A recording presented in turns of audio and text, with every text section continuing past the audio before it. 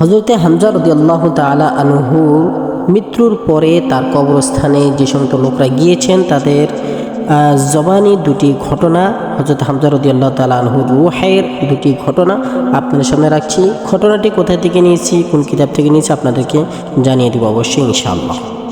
প্রিয় দর্শক, এর আগের ভিডিওর ভিতরে জানলাম যে সাকরাতুল মাউত যখন মানুষের শুরু হয় তখন তাদের আশেপাশে কারা থাকাটা জরুরি, এবং মানুষ যখন মৃত্যুবরণ করে চক্ষু যখন খোলা থাকে ওই চক্ষু বন্ধ করার সময় কোন দোয়া পড়ে, চক্ষু যদি প্রাণ বের হওয়ার আগে বন্ধ করে দেয় তাহলে কি ক্ষতি হয়, কি নোকসানের ভিতরে রূহ এবং জিসিম পড়ে যায়, বিস্তারিত আলোচনা এর আগের ভিডিওতে গিয়েছে, প্রয়োজন বোধ মনে করলে দেখে নেবেন।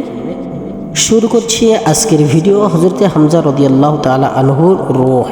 প্রথম ঘটনাটি হচ্ছে এই যে শেখ মুহাম্মদ বিন আব্দুল লতিফ রহমতুল্লাহি আলাই বলেন যে আমি শেখ মুহাম্মদ বিন সাঈদ বিন আরিফে রব্বানি ইব্রাহিম কুর্দি রহমতুল্লাহি আলীর সাথে হযরতে হামজা রাদিয়াল্লাহু তাআলা আনহুর কবরে এই জিয়ারত করার জন্য গিয়েছিলাম। ওখানে আমরা অনেকজন সাথে ছিলাম, আমরা ওখানে কয়েকদিন অবস্থান করেছিলাম।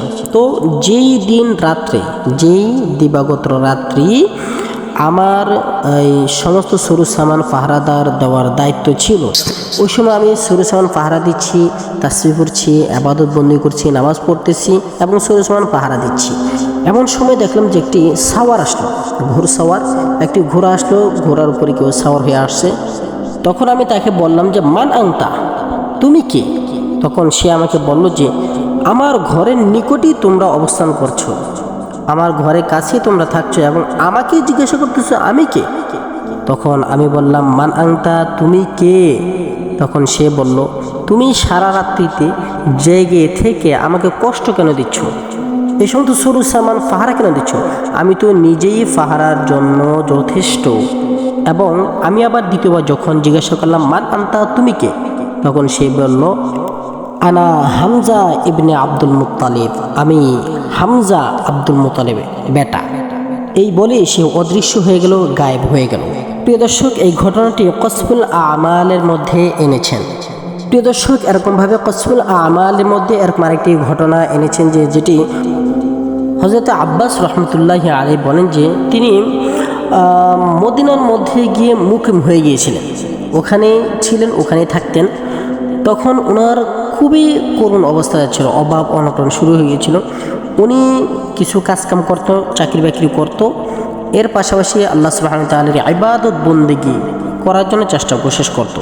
বেশিরভাগ ক্ষেত্রেই দুনিয়া যেদিকেই যাক কিন্তু আখিরাতের কাজ সে করার জন্য অগ্রগামী থাকতো, আখিরাতের কাজকে তরজ্জি দেওয়ার জন্য সে সবসময় চেষ্টা কোশিশ করতো। প্রিয় দর্শক, যাই হোক, সে একদিন যখন ঘুমাচ্ছে তখন সে ঘুমের মধ্যে স্বপ্ন দেখল যে হযরতে হামজা রাদিয়াল্লাহু তাআলা আনহু কাউকে একটি চিঠি লিখে দিচ্ছে এবং তার ভিতরে লিখতে কি যেন লেখলো, লিখে বলল যে এটি হযরতে আব্বাসের জন্য, এটি হচ্ছে অমুক গ্রামের হযরতে আব্বাসের জন্য প্রতিদিনের খরচ। প্রিয় দর্শক, ওই হযরত আব্বাস রহমতুল্লাহি আলাইহি তিনি বলেন যে আমি এই স্বপ্ন দেখার পরে আল্লাহ পাক রব্বুল আলামিনের ইবাদত বন্দেগীর মধ্যে লেগে গেলাম, আল্লাহ পাক রব্বুল আলামিনের ইবাদত বন্দেগী করতেছি। এরপরে আমি সমস্ত কাজকর্ম ছেড়ে দিয়েছি, করি না কিছু, কিন্তু আমার প্রতিদিনের যত হাজত প্রয়োজন রয়েছে সমস্ত হাজত গায়েব থেকে ব্যবস্থা হয়ে যাচ্ছে। আমার কোনো চিন্তা নেই, টেনশন নেই, পেরেশানি নেই, আমি আল্লাহ সুবহানাহু ওয়া তাআলার ইবাদত বন্দেগীর মধ্যেই জীবন কাটাচ্ছি।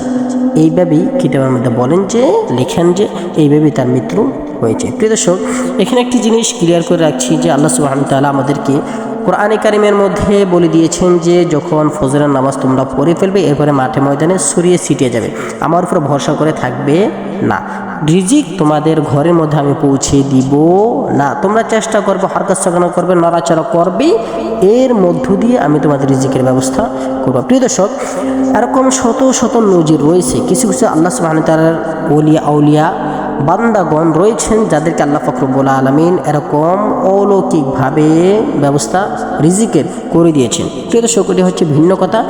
তো আমি এই কথাটা বলার উদ্দেশ্য হচ্ছে যে এর সাথে অন্য কোনো ঘটনার সাথে আপনারা মিলাবেন না, অ্যাডজাস্ট করবেন না। কিছু কিছু আউলিয়া কেরামদের ক্ষেত্রে কারণ ভিন্ন রকম হতে পারে, এটা আল্লাহ পাক রব্বুল আলামিনই ভালো জানেন। আসসালামু আলাইকুম ওয়া রাহমাতুল্লাহি ওয়া বারাকাতুহু।